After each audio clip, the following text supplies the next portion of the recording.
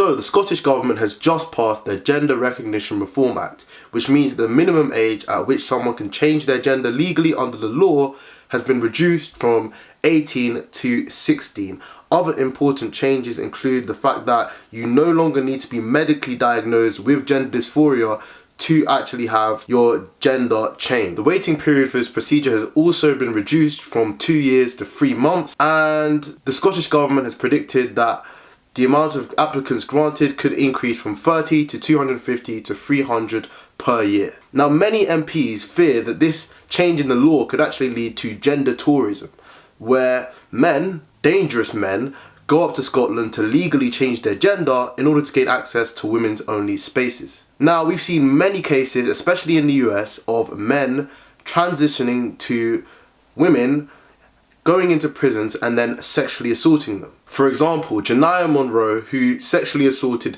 several women when he was in prison, and Ramel Blount, who actually sexually assaulted a woman in a toilet while another person stood guard. These are just two cases of something that happens quite often. And many of the women that get hurt in these spaces we don't even know about, because women usually don't report sexual assault for their own personal reasons. They might have problems with the institutions in their country. They may be too traumatized for many reasons that we don't know. And there's even the further problem of women that report their sexual assault experiences with biological men masquerading as women.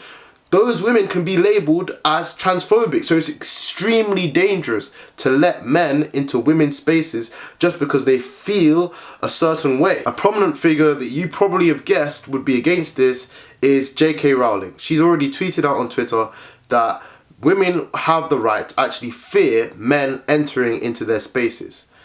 Now, there's potential talk about this bill being shut down by Section 35 under Parliament, but I do not think that this bill will be shut down because, one, our Conservative government isn't really that conservative. I can't see Rishi Sunak going out of his way to shut this bill down. And two, the bill was issued in through devolved powers. So I couldn't see them interfering with this bill, because then it would lead to people in Scotland maybe saying that Britain's interfering with our self-governance and look, they don't care about us. This is Reasoned and I'm Liam. Thanks for listening. Like, comment and subscribe. And donate. If you like the work we do here, donate just to support our work, just keep us going.